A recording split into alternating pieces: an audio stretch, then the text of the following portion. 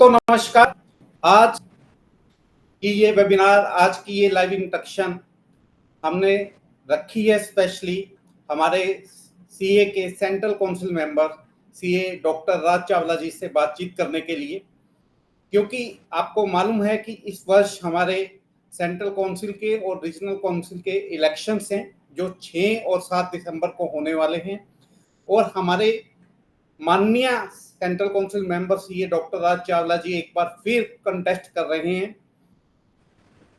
इस central council election के लिए। वैसे तो राज चावला जी से सभी परिचित हैं, उनके बारे में सबको सब मालूम है, लेकिन आज हम उनके बारे में कुछ ऐसी बातें जानेंगे जो शायद आप नहीं जानते हैं। ये भी जानेंगे कि उन्होंने पिछले 3 साल तक हमारे काउंसिल मेंबर के रूप में हमारे इंस्टीट्यूट में क्या क्या भूमिकाएं अदा की और उन भूमिकाओं के क्या परिणाम रहे।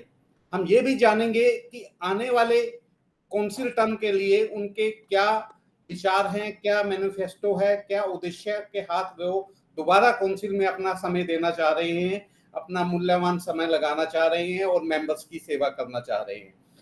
तो कई ऐसी बातें हैं राज चावला जी के बारे में जो हम इस इंट्रोडक्शन के थ्रू जानने वाले हैं। कुछ एक बातें हैं जो चावला जी के बारे में बताना चाहता हूं, जो मैंने अपने चावला जी के दौरान बताए गए समय के जो हमें बिताया है उसके दौरान देखी हैं कि एक तो वो पंक्चुअल, बहुत समय की कदर अगर मैंने किसी से करनी सीखी है तो वो चावला जी हैं। हार्ड वर्किंग, सुबह 5 बजे से लेकर रात 10 बजे तक 1 मिनट भी वो इंस्टीट्यूट को दिए बगैर रहते नहीं। हर समय इंस्टीट्यूट की बात, बहुत ज्यादा सॉफ्ट स्पोकन है। कभी मैंने उनके चेहरे पे कोई शुक्र नहीं देखा, कोई गुस्सा नहीं देखा, हमेशा मुस्कुराते रहते हैं। लोग उन्हें स्माइलिंग बुद्धा भी कहते हैं। डाउन टू अर्थ हैं, बहुत ज्यादा स्पिरिचुअल हैं और हाईली एजुकेटेड हैं। आज अगर मैं गलत नहीं कह रहा तो आपके पास 11 डिग्रियां हो गई हैं और अभी भी कुछ ना कुछ कर रहे होंगे, ऐसा पता नहीं। आप इन्होंने एक और डोमेन भी जोड़ लिया है, 3-4 किताबें इन्होंने मेरे साथ को ऑथर की हैं। तो अब ज्यादा समय ना लेते हुए मैं डायरेक्टली राज चावला जी से ही जानना चाहूंगा कि उनके क्या क्या उद्देश्य हैं और क्या हैं। पहला सवाल सर आपसे, पहले तो आपका बहुत बहुत स्वागत है सर, और हमारी शुभकामनाएं हैं कि इस बार भी आप हमारे काउंसिल मेंबर बनेंगे और हमारे इंस्टीट्यूट को नई ऊंचाइयों पर लेके जाएंगे। तो सबसे पहले हमारे मेंबर्स जानना चाहते हैं कि चावला सर, आपके पिछले 3 साल के सेंट्रल काउंसिल मेंबर के रूप में जो टर्म रही उसमें आपकी सबसे महत्वपूर्ण उपलब्धि क्या है? नमस्कार दोस्तों, thank you CA Manoj Lamba ji for inviting me here to interact with the members of the institute about my working as a central council member। और जैसे आपने पूछा है, मेरी सबसे इम्पोर्टेंट जो वर्किंग रही है पिछले 3 साल में वो MSME एंड स्टार्टअप कमेटी रहा है। कई लोग आज मुझे राज चावला MSME के नाम से भी पुकारने लगे हैं। रीज़न, हमारे इंस्टीट्यूट में हर काउंसिल मेंबर को 2-3 कमेटियों में एज ए चेयरमैन और वाइस चेयरमैन की जिम्मेदारी मिलती है। हर साल वो बदलते रहते हैं हमारे पोर्टफोलियो। लेकिन मैं और मेरे जो चेयरमैन है CA धीरज खंडेलवाल जी मुंबई से, ये committee MSME and startup committee है, इतनी बड़ी कमेटी बन गई है आज की डेट में कि पिछले 3 साल से लगातार वो भी और मैं भी, हम इस कमेटी के चेयरमैन एंड वाइस चेयरमैन हैं। और आपको ये जान के खुशी होगी कि इस हमारी कमेटी ने, जो डॉक्टर APJ अब्दुल कलाम साहब ने कहा था कि chartered accountants in are partner in nation building, वो हमने इस कमेटी के थ्रू प्रूव करके दिखाया है। हमने सच्चाई में इस देश के और इस समाज के पार्टनर बन के साबित किया इस कमेटी के थ्रू अपने CA इंस्टीट्यूट के लिए। 15 अगस्त 2022 को जो हमारे यहाँ MSME के रजिस्ट्रेशन होते हैं, जिसको हम उद्यम रजिस्ट्रेशन भी कहते हैं, वो 1 करोड़ थे। और अगर आज की डेट में आप देखें, within a span of 2 years the number of registration are more than 5 crore. मैं ये नहीं कहता कि सारा का सारा कंट्रीब्यूशन हमारा है, लेकिन इसमें हम सबसे बड़े भागीदार हम हैं। उसके पीछे कारण है कि हमारे इंस्टीट्यूट ने पिछले 3 साल से लगातार एमएसएमई यात्राएं निकाली हैं और स्टार्टअप में बड़े बड़े स्टार्टअप स्फेयर्स ऑर्गेनाइज किए हैं। आपने देखा होगा लास्ट ईयर हम लोगों ने मुंबई में बहुत बड़ा स्टार्टअप स्फेयर ऑर्गेनाइज किया, जहां पे लगभग 5,000 मेंबरों ने उसको शिरकत की। और बड़े बड़े जो हमारे चार्टर्ड अकाउंटेंट और दूसरे लोग हैं जो स्टार्टअप चलाते हैं, देश के बड़े बड़े स्टार्टअपों ने उसके अंदर पार्टिसिपेशन किया। और इस साल भी आपने देखा होगा स्टार्टअप स्फेयर बेंगलोर में हुआ। और पिछले 3 साल से हम लगातार 27 जून चूंकि इंटरनेशनल एमएसएमई डे होता है, उस दिन हम एक यात्रा शुरू करते हैं। हम एक बस बनवाते हैं बहुत बड़ी, और हमारे देश में हमारे सीए इंस्टीट्यूट की 175 ब्रांचेस हैं। पहले साल में जब 2022 में हमने यात्रा शुरू की थी, तब तो हमने थीम दी थी 75 डे, 75 सिटी और 75 प्रोग्राम। हमने सिर्फ 75 ब्रांचों को कवर किया था। 2023 में हमने सभी ब्रांचेस को किया, और 2024 में फिर हमने जो थीम दी वो 100 डेज एमएसएमई यात्रा की थीम दी। और मैंने 100 डेज में, जैसे हमारे नॉर्दर्न रीजन की जिम्मेदारी, वैसे तो मुझे पूरे देश की जिम्मेदारी थी, लेकिन मैंने नॉर्दर्न रीजन की जो जिम्मेदारी थी, मैंने हमारी 24 ब्रांचों को पर्सनली इन वन गो सबके यहाँ अवेयरनेस प्रोग्राम किए। एमएसएमई यात्रा को लेके गए हम पूरे दिल्ली, हरियाणा, पंजाब, हिमाचल, जम्मू कश्मीर, चंडीगढ़, और अभी भी वो यात्रा हमारी चालू है। और 17 तारीख को यात्रा हमारी मुंबई में खत्म होगी। और मैं आपको एक चीज और बताना चाहूंगा, बड़े गर्व की बात है कि फर्स्ट ईयर में जब हमने ये यात्रा ऑर्गेनाइज की, तो हमें इंडिया बुक ऑफ रिकॉर्ड ने रिकॉग्नाइज किया हमारे इस कंट्रीब्यूशन को। 2023 में एशिया बुक ऑफ रिकॉर्ड ने हमें रिकॉग्नाइज किया, और मुझे इंडिविजुअल कैपेसिटी में world wide book of record ने रिकॉग्नाइज किया कि हमने मैक्सिमम प्रोग्राम जो है एमएसएमई अवेयरनेस के चलाए हैं। और इस बार हम आशा करते हैं कि हम Guinness book of world record में इस एमएसएमई यात्रा को रजिस्टर करवाएंगे। इतना जबरदस्त प्रोग्राम हुआ है, इतनी जबरदस्त अवेयरनेस हुई है। और सबसे बड़ी खुशी मुझे क्या है कि इसमें मेरे देश का तो भला हो ही रहा है कि सरकार की जो स्कीमें हैं वो हम जन जन तक पहुंचा रहे हैं।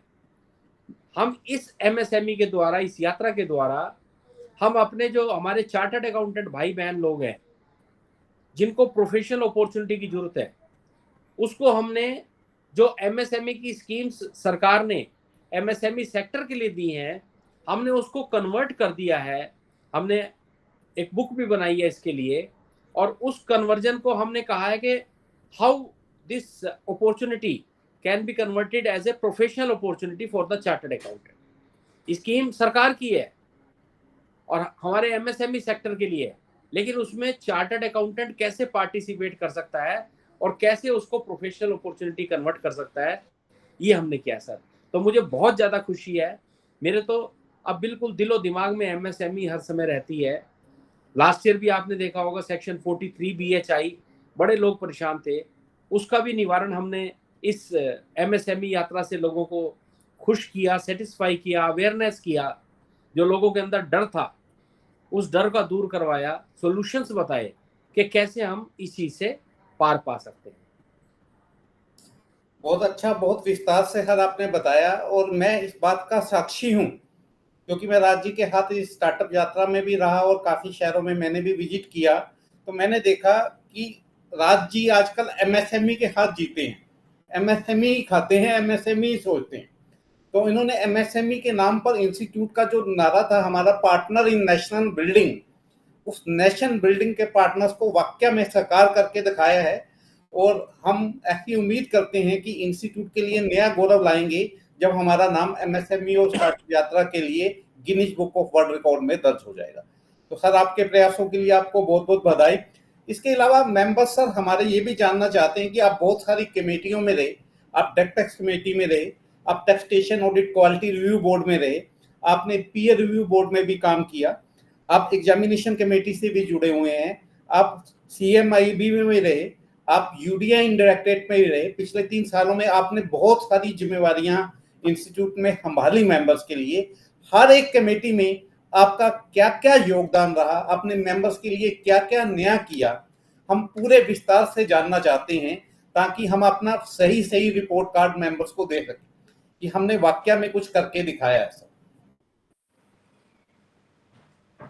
सर मेरा जो फर्स्ट ईयर था एज ए काउंसिल मेंबर 2022-23, जी सर, उसमें मुझे as a vice chairman direct tax committee, as a vice chairman MSME and startup committee, as a vice chairman committee for member in industry and business, member of disciplinary committee, national call center और member of state development directorate की जिम्मेदारी मिली। MSME के बारे में मैं आपको detail में बता चुका हूँ। मैं डायरेक्ट टैक्स कमेटी के बारे में बताना चाहता हूँ कि 2022-23 में जब हमने डायरेक्ट टैक्स कमेटी में, तब मेरे चेयरमैन श्री चितले साहब जो पूना से हैं वो थे। सर 2014 के बाद 2022 तक हमारे यहाँ guidance note on tax audit जो हमारे मेंबर एक्सपेक्ट करते हैं कि हर साल आना चाहिए, वो नहीं आ पाया था, कोई कारण रहा होगा। लेकिन 2022 में मेरे चेयरमैन साहब ने और हमने मिलके और हमारे पूरे ऑफिस के स्टाफ ने मिलके 15 गाइडेंस नोट बनाए सर। पहला गाइडेंस नोट हमारा जो टैक्स ऑडिट पे था, उसके अलावा चैरिटेबल इंस्टीट्यूशन के ऊपर, TDS के ऊपर, HUF के ऊपर, इस तरह से हमने टोटल 15 गाइडेंस नोट बनाए।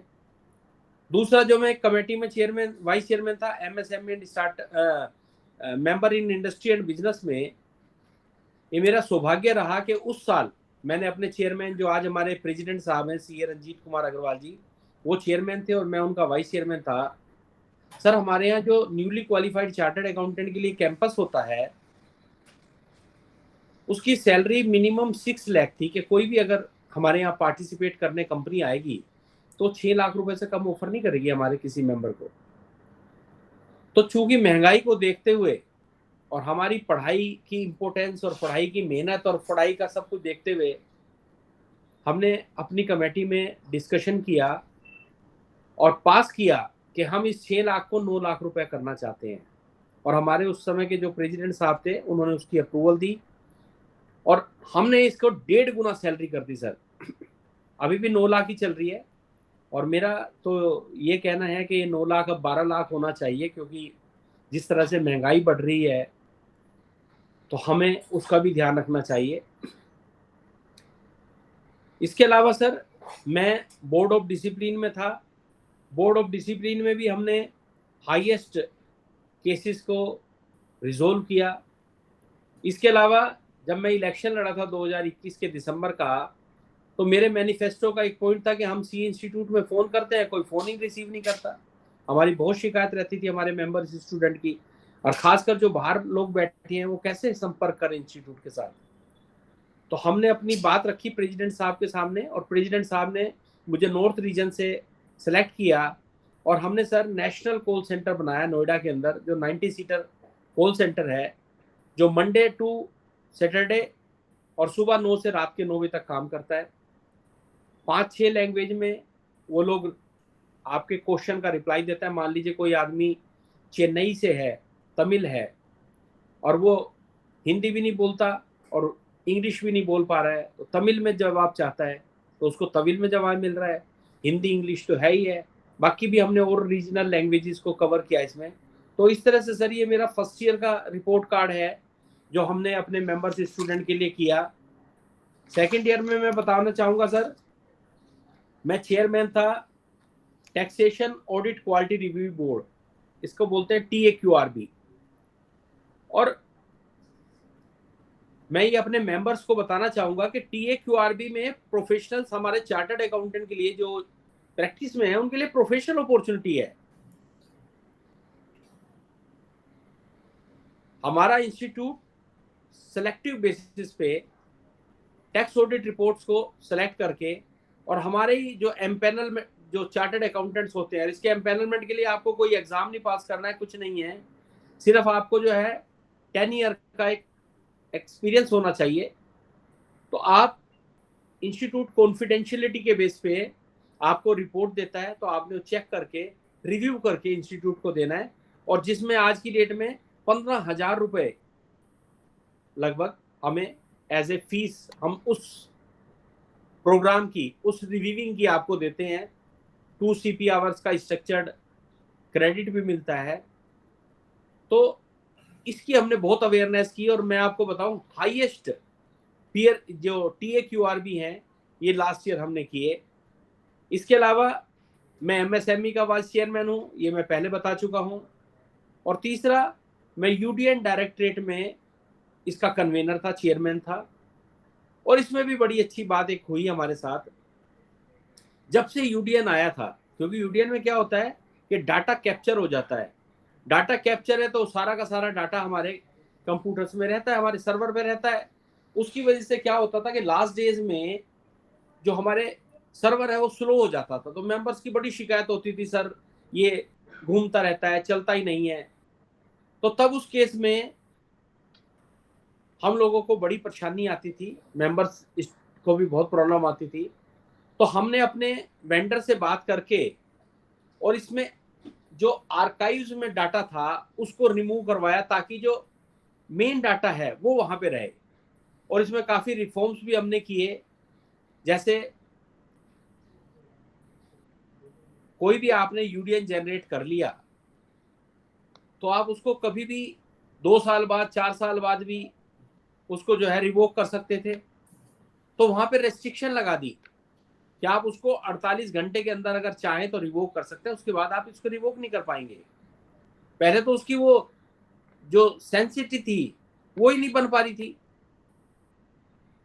तो हमने डिसीजन लिया कि यार, और CPTT से भी हमें इंस्ट्रक्शंस आई कि आपके मेंबर ने कोई UDN जनरेट कर दिया और जनरेट करके साल बाद उसने उसको रिवोक कर लिया, हु विल बी रेस्पॉन्सिबल। तब हमने 48 आवर्स की एक टाइम लिमिट दे दी कि आपको अगर रिवोक करना है तो विद इन 48 आवर्स कीजिए। प्लस हमने जो पुराना डाटा था उसको जो है आर्काइव्स में शिफ्ट करना शुरू कर दिया। उससे क्या हो गया कि हमारा जो सर्वर है वो फास्ट हो गया। अब हमारे पास एट ए टाइम 365 डेज का ही डाटा रहता है, बाकी सारा जो है हमने आर्काइव्स में शिफ्ट कर दिया। तो ये मेरे लास्ट ईयर की रिपोर्ट कार्ड है। और सर इस साल जैसे MSME स्टार्टअप में वाइस चेयरमैन हुई, वो मैं बता चुका। मैं वाइस चेयरमैन हूँ पीयर रिव्यू बोर्ड का, और ये जान के आपको खुशी होगी कि जितने लास्ट ईयर में पीयर रिव्यू हुए हैं, हमने 6 महीने में उससे लगभग 1.5 गुना हमने पीयर रिव्यू कंप्लीट करा दिए। और अभी फुल स्पीड पे पीयर रिव्यू हो रहा है, क्योंकि इस साल पीयर रिव्यू की जो स्टेजेस है वो बढ़ गई हैं। अभी तक जो पीयर रिव्यू होते थे फर्मों के, जो स्टेज 1 थी वो 1 अप्रैल 2010 को एप्लीकेबल हुई थी, और उसके अनुसार अगर आप लिस्टेड कंपनी के ऑडिटर हैं तभी आपको पीयर रिव्यू कराना था। लेकिन 1 जुलाई 2024 से सेकंड स्टेज शुरू हुई, जो कहती है कि अगर आपकी फर्म में 5 पार्टनर या उससे ज्यादा हैं, या आपकी फर्म किसी अनलिस्टेड पब्लिक लिमिटेड कंपनी की ऑडिटर है जिसकी पेड अप कैपिटल या तो 500 करोड़ रुपए या उससे ज्यादा है, या उसकी टर्नओवर 1000 करोड़ या उससे ज्यादा है, या लोन एक्सपोजर 500 करोड़ या उससे ज्यादा है, चाहे आपकी फर्म प्रोप्राइटरशिप ही क्यों ना है, तो आपकी फर्म का पीयर रिव्यू होना चाहिए। ये एप्लीकेबल ऑलरेडी हो चुका है। तीसरी स्टेज भी बहुत जल्दी आने वाली है, 1 जनवरी 2025। वो कहती है कि आपकी फर्म में 4 पार्टनर या उससे ज्यादा हैं, या आप जिस कंपनी का ऑडिट करते हैं वहां पे 50 करोड़ या उससे ज्यादा का लोन एक्सपोजर है, तब आपकी फर्म का पीयर रिव्यू होना चाहिए। और लास्ट स्टेज जो 1 अप्रैल 2025 से एप्लीकेबल होने जा रही है, वो कहती है कि अगर आपकी फर्म के अंदर 3 पार्टनर या उससे ज्यादा है, या आपकी फर्म किसी बैंक ब्रांच का स्टैच्यूटरी ऑडिट करती है, वो तो हमारी सारी लगभग चार्टर्ड अकाउंटेंट MEF फार्म भरते हैं। तो इसलिए इस समय काम का भी वो प्रेशर है, लेकिन हम उसको बहुत ही सरलता से, बहुत ही अच्छे तरीके से हैंडल कर रहे हैं। और हमने 6 महीने में मतलब लगभग 1.5 गुना कर लिए हैं, और हमारा टारगेट है कि हम इसको 3 गुना कर देंगे। मतलब जितना भी हमारे पास काम आएगा हम अपने लेवल पे कोई पेंडेंसी नहीं होने देंगे। तो ये हमारे पीयर रिव्यू का वो है। इसके अलावा मैं इस बार डिप्टी कन्वीनर हूँ member and student section of ICI का। इसके तहत जैसे हमारे न्यूली क्वालिफाइड चार्टर्ड अकाउंटेंट है, आज बच्चा पास हुआ, आज ही शाम को उसको मेंबरशिप हम दे सकते हैं। पहले हमें 10-10 दिन 15-15 दिन लग जाते थे मेंबरशिप नंबर लेने में, लेकिन आज की डेट में क्योंकि डिजिटलाइजेशन हो चुका है, हर चीज ऑनलाइन है, सिस्टम है, हम सेम डे में अपने मेंबर को मेंबरशिप दे रहे हैं। इसके अलावा हमने जो एग्जाम सिस्टम है, जो हमारे सी इंस्टीट्यूट के एग्जाम है, जो हमारे फाउंडेशन के और इंटर के बच्चे हैं, उनको 2 की जगह 3 बार कर दिया, क्योंकि जब अब ट्रेनिंग ही हमारी इंटर होने के बाद होनी है, तो मेरा बच्चा एग्जाम के बाद 2 महीने खाली रहता था, तो हमारे काउंसिल ने डिसीजन लिया कि हम इसको 2 की जगह 3 बार कराएं। और इसके अलावा सर, मैं जैसे एग्जाम कमेटी में हूं, तो ये हमने प्रोग्राम किया। और मेंबर एंड स्टूडेंट सेक्शन में जैसे लास्ट ईयर हमारे इंस्टीट्यूट ने KYM शुरू किया। अभी तक क्या होता था, लोगों के पुराने एड्रेस चल रहे हैं, पुराने मोबाइल नंबर है, कहीं वो एम्प्लॉयमेंट में है, कहीं जॉब में है, कहीं प्रैक्टिस भी कर रहे हैं, कुछ भी एक सिस्टमेटिकल डाटा हम लोगों के पास नहीं हो पाता था। तो इंस्टीट्यूट ने शुरू किया कि भाई हमारा जो है KYM होना चाहिए, हमारे घर का एड्रेस, हमारे ऑफिस का एड्रेस, अगर हम एम्प्लॉयमेंट में है तो किस कंपनी में है, ताकि हर चीज को हम रिकंसाइल कर सकें। प्लस इसका दूसरा बेनिफिट भी था कि जो हमारी committee for member in industry and business है, जो हमारे CFOs है, या जो लोग हमारे चार्टर्ड अकाउंटेंट कहीं गवर्नमेंट ऑर्गेनाइजेशंस में हैं, हम उन लोगों को अपने इंस्टीट्यूट के साथ कनेक्ट कर सकें, क्योंकि मेरे पास डाटा होगा तभी हम कनेक्ट कर पाएंगे। तो इसलिए KYM करने से हमें वो बड़े बेनिफिट मिले हैं। तो ये सब चीजें हैं जो हमने 3rd ईयर में हम कर रहे हैं। राज जी, आपने बहुत ही डिटेल्ड रिपोर्ट कार्ड दिया। मैं कहूँगा सब्जेक्ट वाइज आपने अपने मार्क्स बता दिए कि मैंने किस किस फील्ड में क्या क्या काम किया। लेकिन इस पे मैंने जब आपको बड़े ध्यान से सुना, कुछ एक काम आपने कहे हैं जिसे हम कहेंगे साहसिक और कठिन निर्णय आपने लिए, बहुत ही कठिन निर्णय। जैसे आज आपने TAOKORB की बात की, पीयर रिव्यू की बात की। कुछ लोग कह रहे हैं कि ये बहुत हमारे लिए कॉम्प्लिकेशंस बढ़ाते जा रहे हैं। मेंबर्स की ये शिकायत भी है कि अब हमें फर्म का पीयर रिव्यू करवाना पड़ेगा, पीयर रिव्यू नहीं करवाएंगे तो बैंक ऑडिट नहीं आएंगे, हमारी कॉस्टिंग बढ़ गई, हमें पैसे भी देने पड़ेंगे पीयर रिव्यूअर को। है तो मेंबर के बेनिफिट के लिए, लेकिन मेंबर्स को ऐसा लग रहा है कि इंस्टीट्यूट कॉम्प्लिकेशंस बढ़ाता जा रहा है। तो आपने जो कठिन निर्णय लिए उसके लिए आपको बहुत बहुत बधाई, क्योंकि अल्टीमेट ये मेंबर्स के बेनिफिट के लिए ही है। और मेंबर आने वाले फ्यूचर में देखेंगे कि जो राज जी ने आज निर्णय लिए थे उसका बेनिफिट हमें मिल रहा है, क्योंकि ओवरऑल जब हमारी क्वालिटी सुधरेगी तो हम अपने आप को अच्छा काम कर पाएंगे। हम कह सकेंगे कि हम वर्ल्ड लार्जेस्ट अकाउंटिंग बॉडी के मेंबर हैं और हमारी क्वालिटी भी नंबर 1 इन वर्ल्ड है। तो इसीलिए TIQB है, इसीलिए पीयर रिव्यू बोर्ड है। दूसरा जो यूडीआई की बात की हमने, यूडीआई एक ऐसा उपाय है जिससे हम जो बोगस प्रैक्टिस थी उसको रोक पाए हैं। और हमने बहुत अच्छा इंप्लीमेंटेशन किया कि आप 48 आवर्स के बाद रिवोक नहीं कर पाएंगे यूडीआई।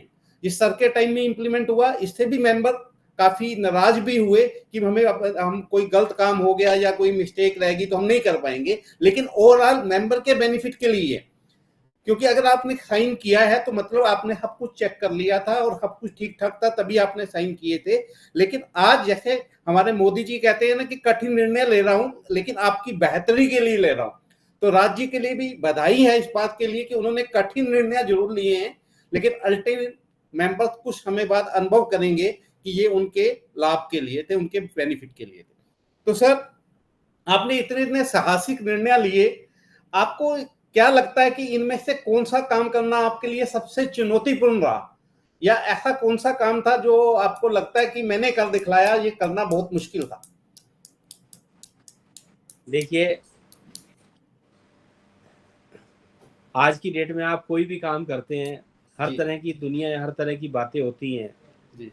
और जैसे आपने कहा कि जैसे रिवोकेशन है जी यूडीआइन में, पहले आप 3 साल पुराना भी जो यूडीएन आपने जनरेट किया है उसको रिवोक कर सकते हो, तो उसकी सेंसिटिविटी क्या रही।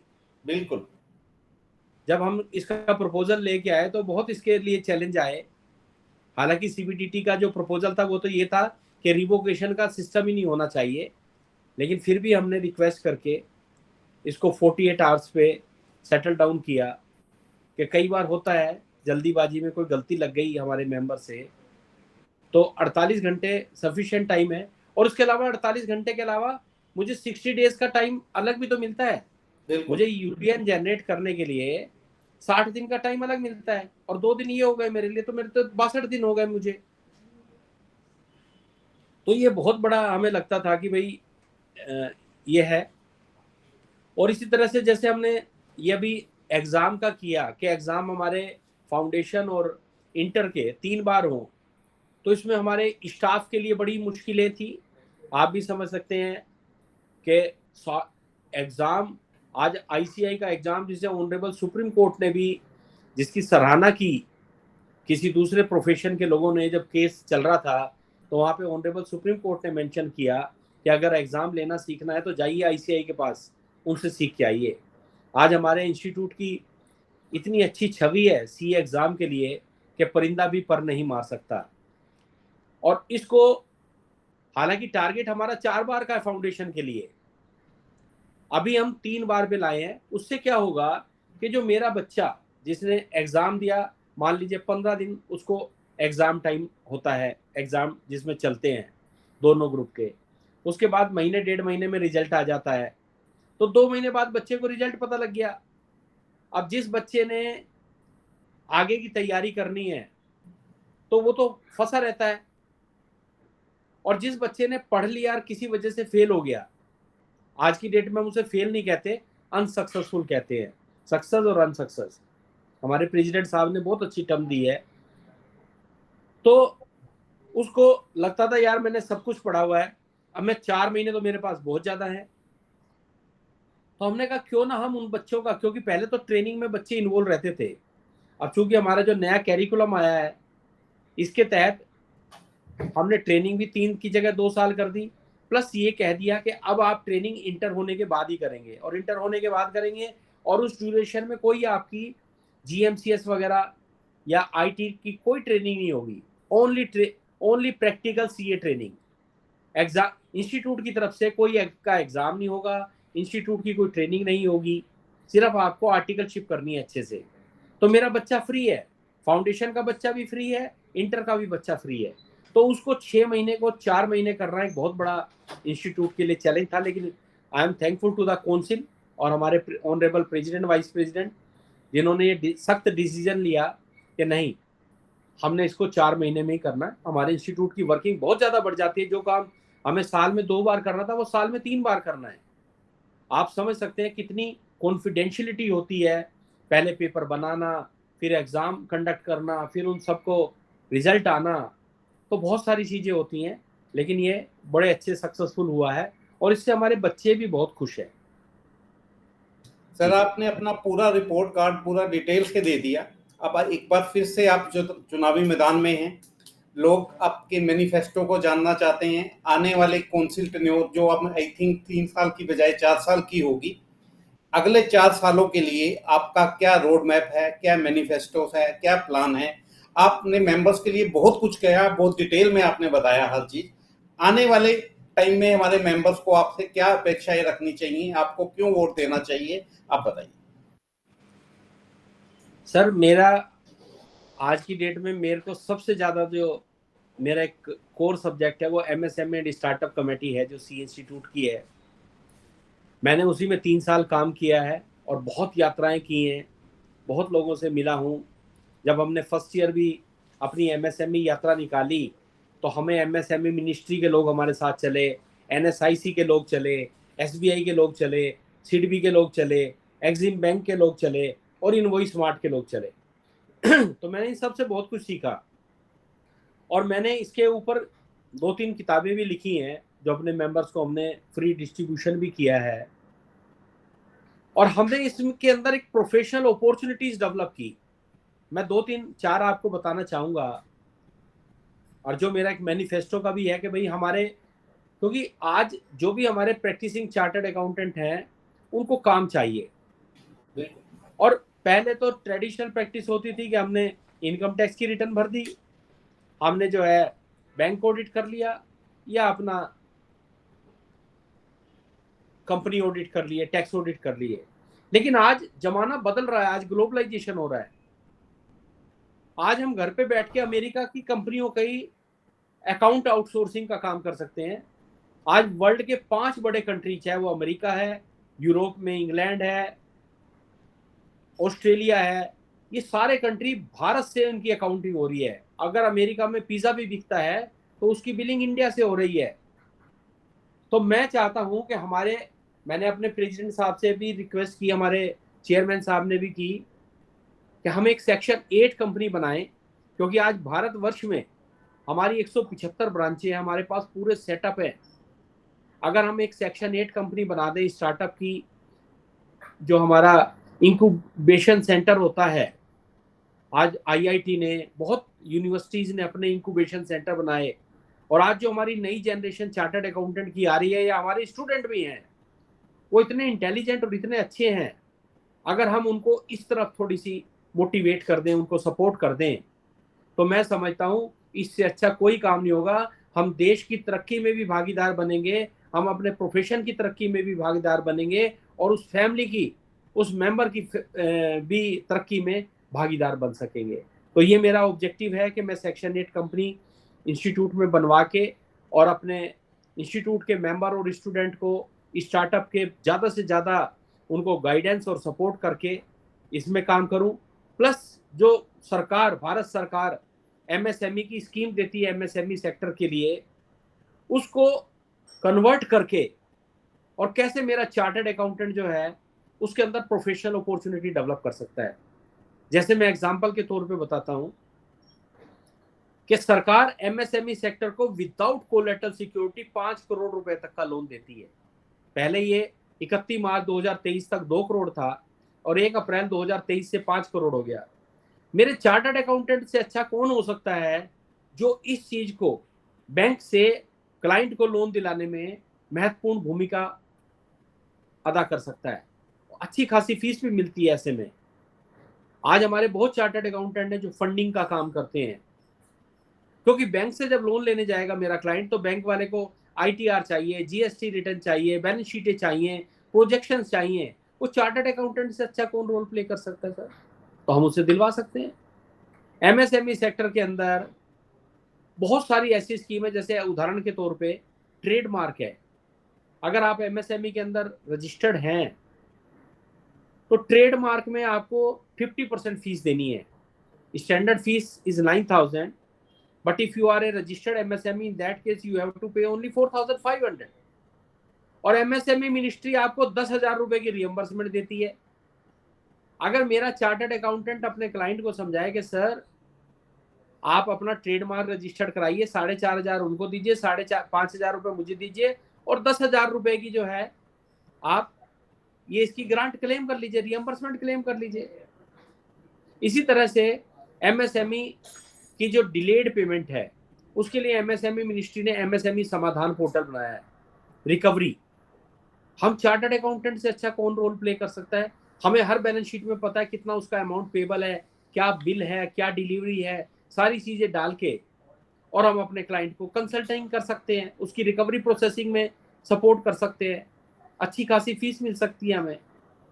तो कहने का मतलब है, इस तरह की बहुत सारी स्कीम है जो हमने प्रोफेशनल अपॉर्चुनिटी के रूप में कन्वर्ट किए हैं, और उसके ऊपर हमने काफ़ी मटेरियल भी बनाया है। अगर किसी मेंबर को चाहिए तो आप हमें व्हाट्सएप पे, मुझे मनोज लांबा जी को आप मांग सकते हैं, हम आपको प्रोवाइड करेंगे, तो आप उसका फ़ायदा उठा सकते हैं। तो ये सब चीज़ें हैं सर। मेरा मानना ये है कि जो हमारे जॉब में है, जो एम्प्लॉयमेंट में हमारे चार्टर्ड अकाउंटेंट हैं, उनकी सैलरी थोड़ी और बेसिक बढ़ जाए। जैसे हमने 6 से 9 लाख की थी, वो 9 लाख से 12 लाख हो जाए। दूसरी तरफ मेरे जो प्रैक्टिसिंग चार्टर्ड अकाउंटेंट हैं, मैं उनके लिए और ज़्यादा से ज़्यादा नई प्रोफेशनल अपॉर्चुनिटीज़ डेवलप करूं, चाहे वो फॉरेन अकाउंटिंग की प्रोफेशनल अपॉर्चुनिटी है, चाहे वो एमएसएमई सेक्टर में है, चाहे वो फोरेंसिक ऑडिट में है, या और बहुत सारी चीज़ें हैं। हमारे इंस्टीट्यूट के अंदर ही बहुत सारी प्रोफेशनल अपॉर्चुनिटीज़ हमारे मेंबर्स के लिए हैं। मान लीजिए आप पीयर रिव्यूअर बन जाते हैं। पीयर रिव्यूअर बनने के लिए आपको 7 साल का एक्सपीरियंस चाहिए, और एक दिन की आपको 6 घंटे की ट्रेनिंग अटेंड करनी है, और एक ऑनलाइन टेस्ट पास करना है। और आप जान के खुश होंगे, एक पीयर रिव्यूअर को एक पीयर रिव्यू करने के लिए 15,000 से लेके 6 लाख रुपए पर केस फीस मिलती है, और आप एक साल में 5 असाइनमेंट ले सकते हैं। इसी तरह से जैसे मैंने TAQRB बताया, वहां पे अगर आप 10 साल के एक्सपीरियंस चार्टर्ड अकाउंटेंट हैं तो आप TAQRB में अपने आप को रजिस्टर करके वहां पे फीस कमा सकते हैं। इसी तरह से हमारे यहाँ एक FRRB है, फाइनेंशियल रिपोर्टिंग रिव्यू बोर्ड है, वहां पे भी 10 ईयर का एक्सपीरियंस है, वहां भी अच्छी खासी फीस मिलती है। ऐसे ही हमारे यहाँ क्वालिटी रिव्यू बोर्ड है, क्वालिटी रिव्यू बोर्ड में आप जुड़ के वहां पे 15 साल का एक्सपीरियंस, सारी डिटेल इंस्टीट्यूट की वेबसाइट पे दी हुई है एलिजिबिलिटी के लिए। हमारे एग्जाम कमेटी में काफ़ी अपॉर्चुनिटीज़ होती हैं, भाई आप एग्जामिनर बन सकते हैं, ऑब्जर्वर बन सकते हैं। तो हमारे तो बहुत सारी चीज़ें हैं जो हम चाहते हैं कि हमारे मेंबर ज़्यादा से ज़्यादा आगे आएँ और वहाँ पे पार्टिसिपेट करें और उसका फ़ायदा उठाएं, अपना कैरियर भी बनाएं और अपने लिए फीस भी कमाएं। सर, आपने बहुत ही डिटेल में बताया कि क्या आप मेंबर्स के लिए करने का प्लान बना रहे हैं, आने वाले समय में क्या करना चाहते हैं। आज पूरा वर्ल्ड ग्लोबल है सर, पूरा देश हमारा मेंबर भी ये चाहता है कि मैं US जाऊं, UK जाऊं, ऑस्ट्रेलिया जाऊं, न्यूजीलैंड जाऊं, दुबई जाऊं, गल्फ कंट्रीज में जाऊं और अपनी प्रैक्टिस वहां कर सकूं। आप ग्लोबल प्लेटफॉर्म में ICI की छवि बनाने के लिए, हालांकि बहुत सारे MOU ऑलरेडी हैं, नए मेंबर्स के लिए, पर्टिकुलर नए बच्चों के लिए ग्लोबल लेवल पे क्या अपॉर्चुनिटीज पैदा करने की सोच है? सर 2022-23 में जब मैं vice chairman committee for member in industry and business था, तो मेरे प्रेसिडेंट साहब ने मुझे 2-3 बार UAE में, दुबई, अबू धाबी, हमने कैंपस प्लेसमेंट कराए। और आपको जान के खुशी होगी, आज हमारे दुबई, अबू धाबी, UAE के अंदर थाउजेंड्स में लोग काम कर रहे हैं। जितने बड़ी से बड़ी कंपनियों के CFOs हैं, सारे चार्टर्ड अकाउंटेंट हैं। और वहां पे इतनी डिमांड है, कारण 2017 में पहले वहां पे वैट आ गया, अभी 2 साल पहले वहां पे कॉर्पोरेट टैक्स आ गया, और इसके अलावा अब हर कंपनी को अपनी बैलेंस शीटें बनानी है। पहले तो वहां कोई टैक्स होता नहीं था, तो किसी को चिंता ही नहीं होती थी कि कोई बैलेंस शीट नहीं बनानी, कोई ऑडिट नहीं कराना। अब चूंकि वहां पे वैट भी आ गया है, कॉर्पोरेट टैक्स भी आ गया है, और ग्लोबलाइजेशन की तरफ है दुनिया, IPOs आ रहे हैं लोगों के, तो आज हमारे इतनी चार्टर्ड, और आज हमारे चार्टर्ड अकाउंटेंट की डिमांड वर्ल्ड वाइड बहुत ज़्यादा है। और एक बहुत खुशी की बात मैं अपने मेंबर से शेयर करना चाहता हूं कि last year Singapore institute of chartered accountant ने, जब उन्होंने विजिट किया इंडिया में और उन्होंने सेटअप देखा, वो लोग 2022 में जो हमारी वर्ल्ड कांग्रेस ऑफ अकाउंटेंट हुई थी बॉम्बे में, उसमें उन्होंने विजिट किया था, और उन्होंने हमारे इंस्टीट्यूट के सेटअप को और हमारे इंस्टीट्यूट के कैरिकुलम को देख के एक इतनी अच्छी ऑफर दी हमारे प्रेसिडेंट साहब को कि कोई भी चार्टर्ड अकाउंटेंट अगर 6 महीना या उससे ज़्यादा सिंगापुर के अंदर रह लेगा, चाहे वो CA का काम कर रहा है या किसी और पर्पस के लिए आया है, तो उसको without passing any exam he will be entitled to use chartered accountant of Singapore without passing. जबकि हमारा जैसे CPA ऑस्ट्रेलिया के साथ टाई अप है, तो वहां पे हमें 2 एग्जाम पास करने हैं, CPA कनाडा के साथ है या और जहां पे भी हमारे MRA हो रखे हैं। लेकिन सिंगापुर इंस्टीट्यूट तो इतना आगे बढ़ गया, उन्होंने देखा कि चार्टर्ड अकाउंटेंट का एग्जाम पास करना कितना मुश्किल है। तो आज हमारे लिए ओवरसीज जो अपॉर्चुनिटीज हैं हमारे चार्टर्ड अकाउंटेंट के लिए, वो डे बाय डे बढ़ रही हैं, और हमारे बच्चे भी जाना चाहते हैं विदेशों में।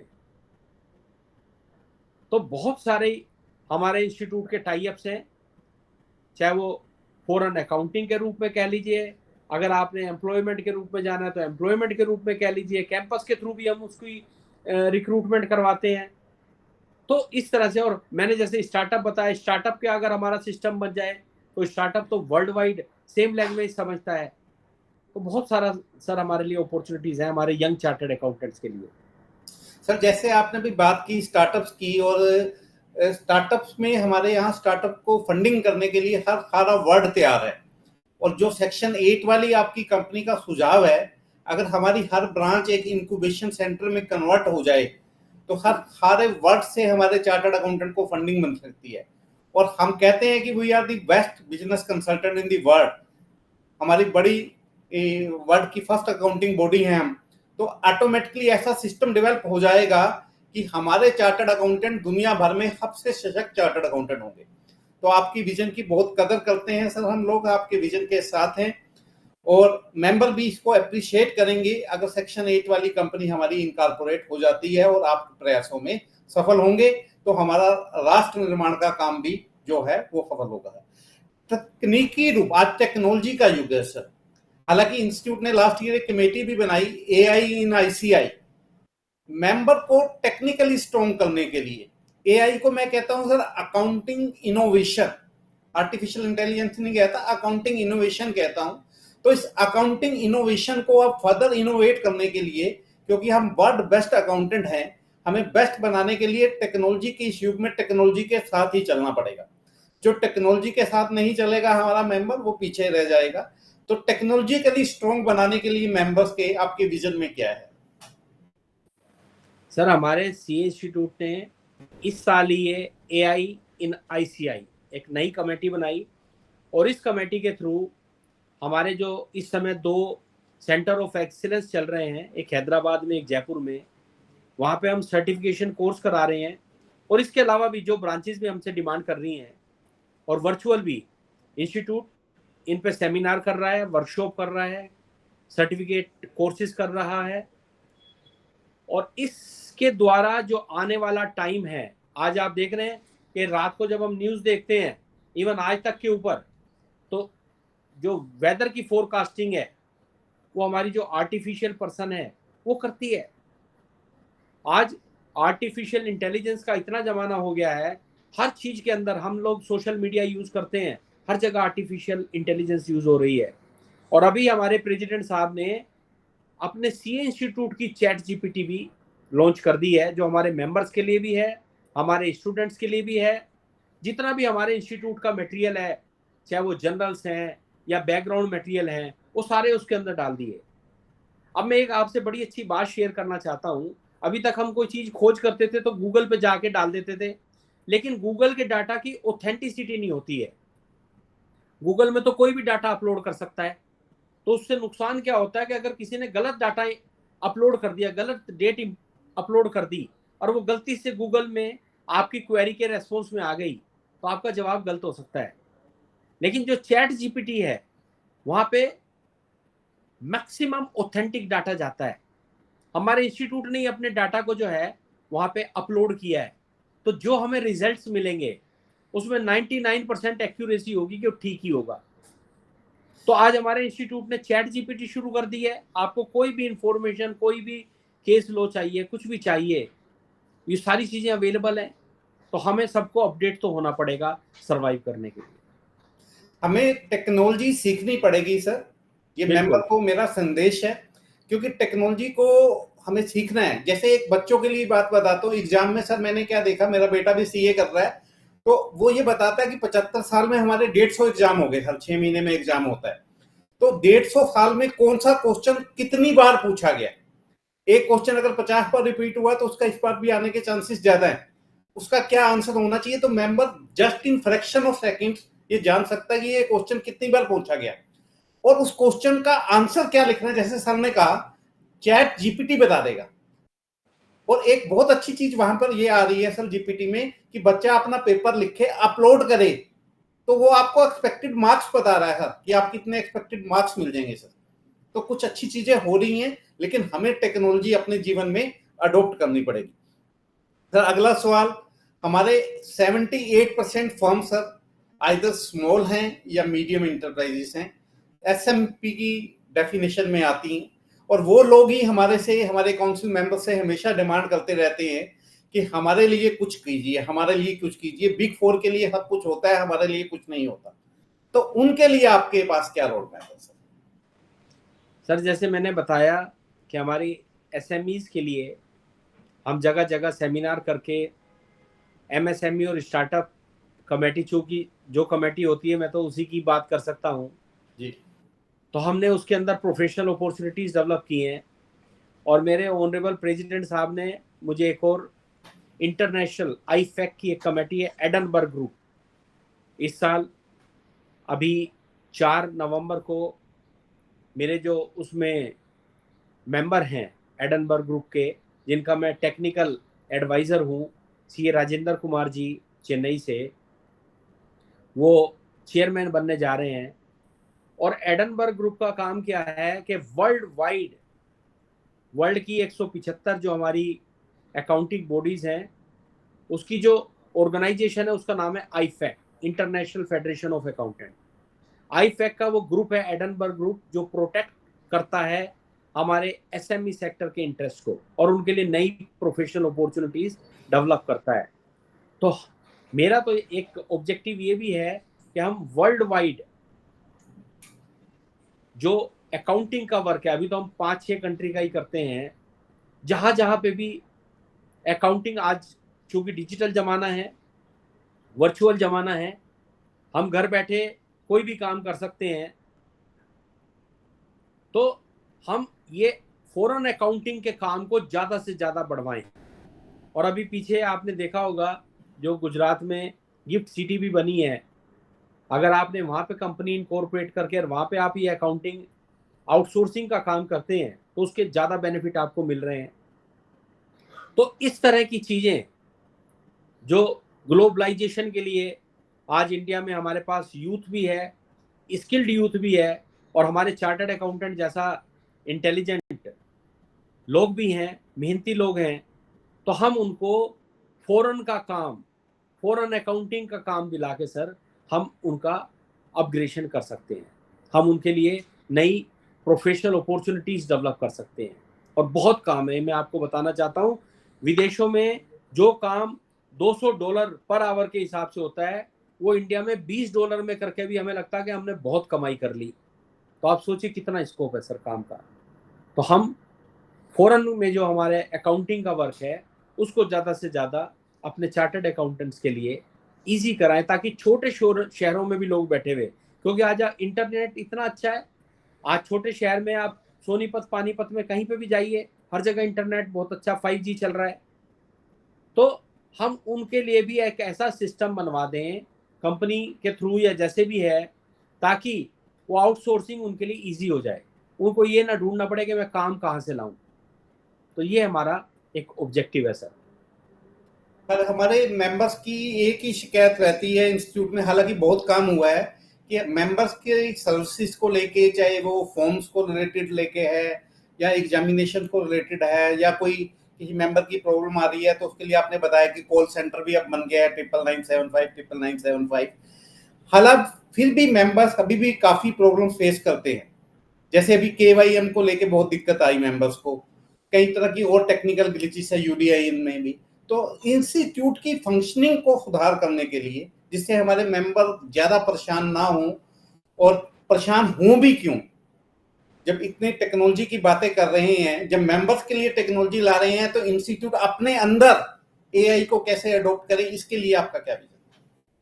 सर जैसा मैंने आपको बताया कि 2022 में जब हमने एजेंडा लिया और हमने नेशनल कॉल सेंटर बनाया नोएडा के अंदर, हमने टारगेट लिया कि मंडे टू सैटरडे, देखो एक दिन की तो छुट्टी देनी पड़ेगी जी, मंडे टू सैटरडे सुबह 9 बजे से रात के 9 बजे तक लगभग 90 लोग हर टाइम वहां पे अवेलेबल हैं, जस्ट ए कॉल अवे।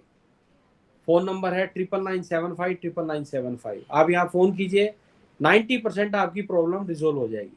अगर 10% रह भी जाती है तो आपकी क्वेरी रेज हो जाती है, और उसको जो हमारा सीनियर टेक्निकल ऑफिसर होता है वो उसको रिजोल्व कर देता है। इसके अलावा भी जैसे मैंने आपको बताया कि आज की डेट में हमारा इंस्टीट्यूट हर चीज डिजिटलाइज हो चुकी है। आज आप 1 रुपया भी अगर सी इंस्टीट्यूट को देना चाहते हैं तो वो ऑनलाइन ही दे सकते हैं। आप चाहे मैं चेक बना दूं, DD बना दूं, नोट एक्सेप्टेड, कोई भी डॉक्यूमेंट, हर चीज ऑनलाइन हो रही है आज हमारे इंस्टीट्यूट में।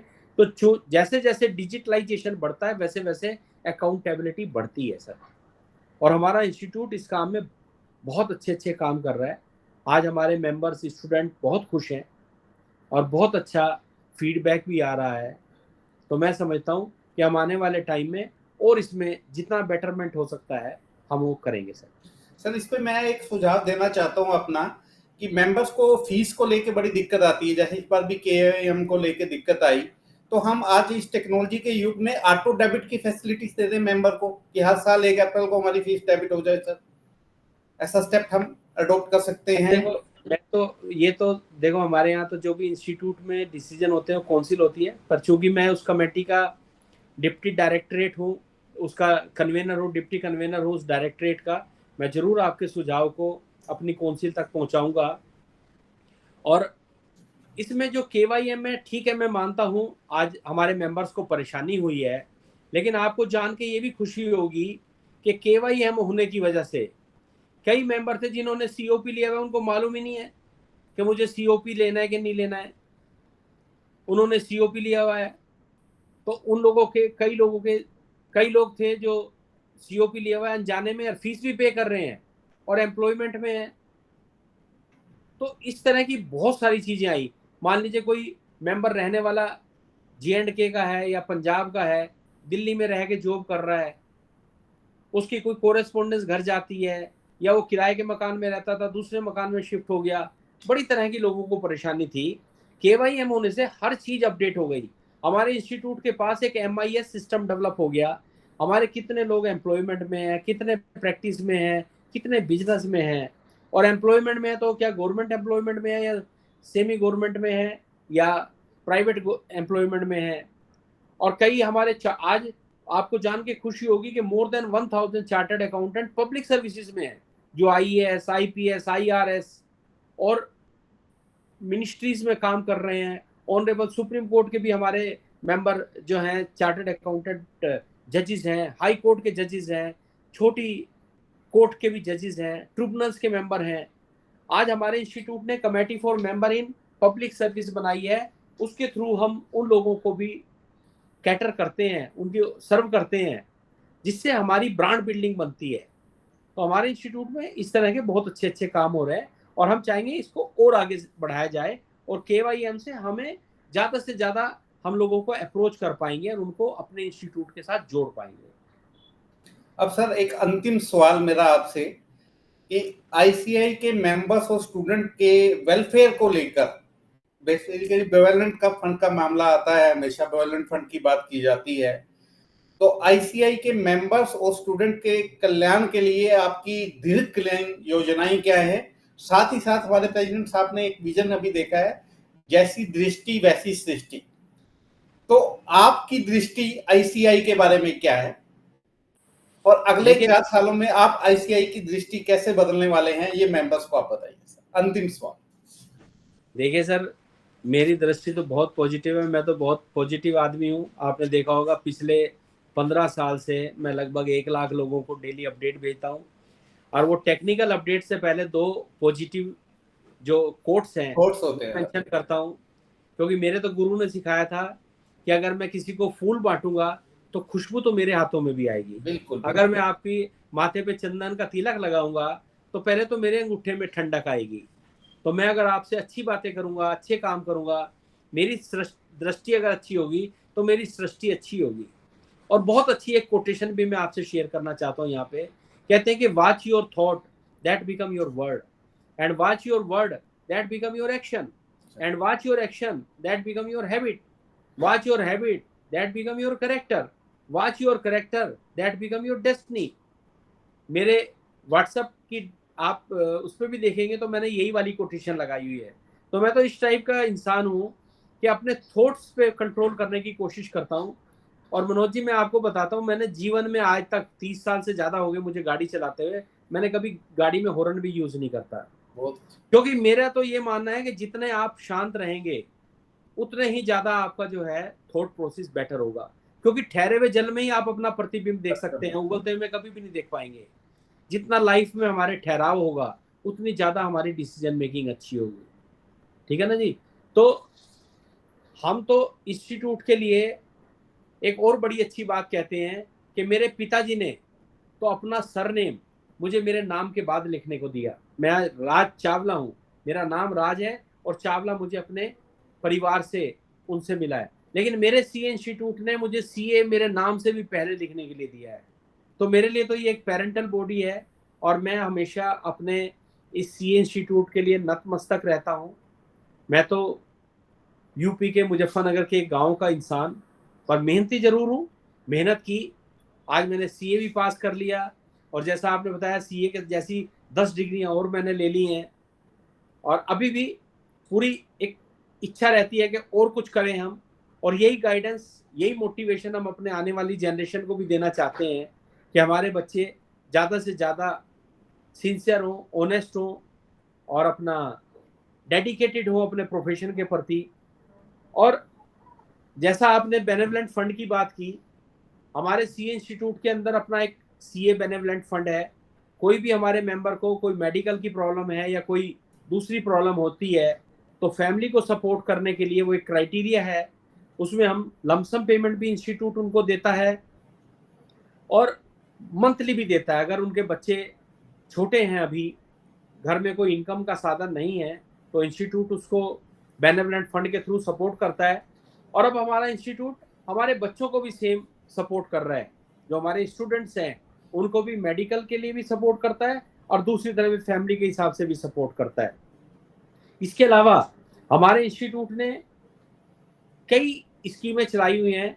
जैसे जम्मू कश्मीर के जो हमारे बच्चे हैं, जो हिल स्टेशन के बच्चे हैं, नॉर्थ ईस्ट के बच्चे हैं, उनको फीस में 75% तक की, हालांकि हमारी फीस कोई ज़्यादा नहीं है।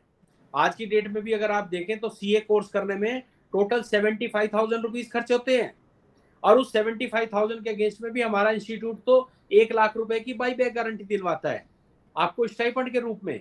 तो देखा जाए तो सीए करने में पैसे कहाँ लगते हैं? सीए करने में तो जवानी लगती है, आपको मेहनत करनी पड़ती है। तो उसमें भी हमारे इंस्टीट्यूट ने 75% की उन हिल स्टेशन के बच्चों के लिए डिस्काउंट दिया है। और इसके अलावा हमारे इंस्टीट्यूट के अंदर स्कॉलरशिप की भी स्कीम्स है। जो गरीब बच्चे हैं, जिनको हिल स्टेशन के नहीं है, दूसरी जगह के हैं लेकिन गरीब हैं, उनको भी स्कॉलरशिप देता है हमारा इंस्टीट्यूट। और इस तरह से, और बेनेवलेंट फंड के लिए भी हम लोग इकट्ठे करते हैं पैसे।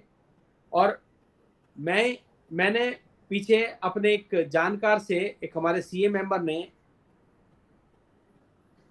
51 लाख रुपए डोनेट किए हमारे इंस्टीट्यूट के बेनेवलेंट फंड में। तो हमने उनको अवार्ड से सम्मानित किया। और इस तरह से हम जगह जगह अपने मेंबर से भी रिक्वेस्ट करते हैं कि ज़्यादा से ज़्यादा बेनेवलेंट फंड में कंट्रीब्यूट करें, ताकि हमारे जो आने वाले टाइम पे किसी मेंबर को कोई दुख सुख है तो हम उसको इंस्टीट्यूट की तरफ से सपोर्ट कर सकें। तो ये सब चीज़ें हैं जो हमारा इंस्टीट्यूट अपने बच्चों के लिए कर रहा है सर। तो दोस्तों, आपने हमारे visionary leader CA doctor Raj Chawla के रिपोर्ट कार्ड के बारे में भी सुना। बहुत डिटेल से उन्होंने अपनी एक एक कार्य के बारे में बताया जो उन्होंने पिछले 3 साल में किया और अगले आने वाले 4 सालों में वो क्या क्या अपेक्षाएं रखते हैं इंस्टीट्यूट से और मेंबर के लिए करने का साहस दिखा रहे हैं। अपना विजन उन्होंने आपके साथ शेयर किया। तो मेरा सभी मेंबर से अनुरोध कि राज चावला जी जैसे विजनरी लीडर को आप एक बार काउंसिल में फिर मौका दें, ताकि वो मेंबर्स और स्टूडेंट्स दोनों की भलाई के लिए अधिक से अधिक कार्य कर सकें।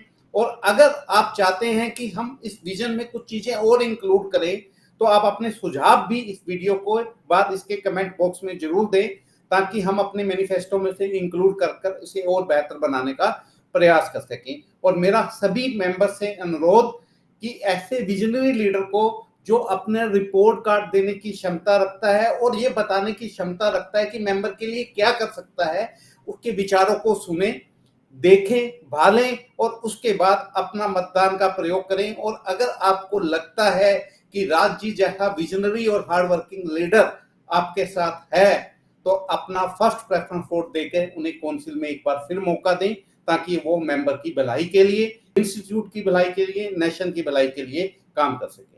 तो ये थे आज के हमारे वार्ता का अंत, यहीं पे करते हैं। आप लोगों ने अपना मूल्यवान समय हमें दिया और हमारे राज जी के विचार सुने कि वो क्या करने के लिए काउंसिल में आना चाहते हैं। तो धन्यवाद सबका, एक बार फिर से आप सबको नमस्कार। मनोज जी, मैं लास्ट में एक अपना पर्सनल कंट्रीब्यूशन भी बताना चाहता हूँ। अभी तो मैंने इंस्टीट्यूट में एज ए काउंसिल मेंबर क्या कंट्रीब्यूशन किया है वो किया है 1 मिनट में। एक तो मैं पिछले 15 साल से डेली अपडेट भेजता हूँ लोगों को, ईमेल के द्वारा, व्हाट्सएप, इंस्टाग्राम, ट्विटर, लिंक्डइन, इस सब के थ्रू, फेसबुक के थ्रू। और एक मैं फेसबुक पे अपने मेंबर्स और स्टूडेंट की सपोर्ट और करता हूँ। मेरा एक ग्रुप चलता है सीए जॉब नेटवर्क, जिसमें 90,000 से ज़्यादा हमारे मेंबर हैं। किसी को आर्टिकल चाहिए या किसी को आर्टिकलशिप चाहिए, किसी को अकाउंटेंट चाहिए, सेमी क्वालिफाइड चाहिए, क्वालिफाइड चार्टर्ड अकाउंटेंट चाहिए, या क्वालिफाइड चार्टर्ड अकाउंटेंट को जॉब चाहिए। तो मैंने एक ओपन प्लेटफॉर्म बना दिया जहाँ पे आप मैच मेकिंग कर सकते हैं। और आप विश्वास कीजिए रोज 10, 20, 50 लोगों का उसमें भला होता है। इसी तरह से एक और मैंने अपना ग्रुप बनाया, उसका नाम है सीए एम्पैनलमेंट नेटवर्क। मेरे प्रैक्टिसिंग चार्टर्ड अकाउंटेंट को कई बार यही नहीं पता होता कि एम्पैनलमेंट कहाँ पे निकले में, कब आएंगे, कैसे होगा। तो उसके थ्रू मैं अपने प्रैक्टिसिंग चार्टर्ड अकाउंटेंट को सर्व करता हूँ। उसमें भी लगभग 40-50 हजार हमारे मेंबर हैं। तो ये मेरे कुछ पर्सनल कंट्रीब्यूशन भी हैं। तो with this, thank you members for joining, and I request all of you to please vote and support me in the coming Center Council election of ICI. I am from North region. Thank you very much.